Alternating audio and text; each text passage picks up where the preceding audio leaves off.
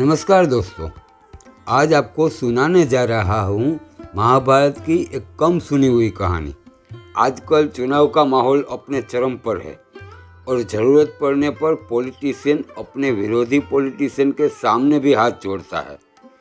कुछ ऐसा ही मामला हुआ महाभारत के समय, जब अर्जुन को दुर्योधन के सामने हाथ जोड़ने पड़े। कहानी शुरू होती है युद्ध से। कर्ण अर्जुन के हाथों मारा जा चुका था।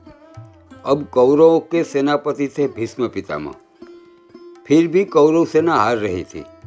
दुर्योधन की मायूसी दिन प्रतिदिन बढ़ती जा रही थी। वह जब भी मौका मिले भीष्म पितामह को खरी खोटी सुना रहा था कि आप अपनी पूरी शक्ति से युद्ध नहीं कर रहे हो, वरना पांडव सेना में एक भी योद्धा ऐसा नहीं है जो आपके सामने टिक सके। भीष्म पितामह भी इस बार क्रोधित हो गए।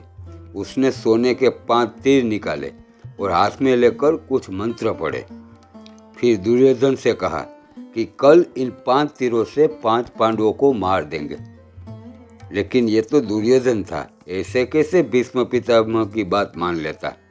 उसने कहा, ये तीर आप मुझे दीजिए, कल सुबह मैं इन तीरों को वापस कर दूंगा।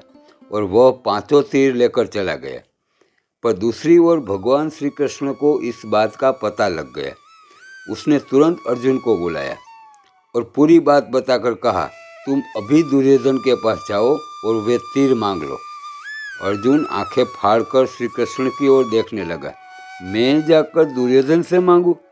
आप ये क्या कह रहे हो? तब श्री कृष्ण ने अर्जुन को याद दिलाया कि एक बार उसने दुर्योधन की जान एक गंधर्व से बचाई थी। तब दुर्योधन ने कहा था, मेरी जान बचाने के बदले में कोई भी एक चीज़ मांग लो। अब समय आ गया है कि तुम दुर्योधन को उसका वचन याद दिलाओ और तीर मांग लो, वरना ये युद्ध कल ही समाप्त हो जाएगा। अब अर्जुन भी समझ गया। वह दुर्योधन के पास गया और 5 तीर मांगे। दुर्योधन दुष्ट था, पर आजकल के पॉलिटिशियंस जैसा नहीं था जो वचन दे के भूल जाए। उसने अपना वचन पूरा किया और 5 तीर अर्जुन को दे दिए। और इस तरह श्री कृष्ण ने युद्ध न लड़ते हुए भी फिर एक बार पांडवों की जान बचाई।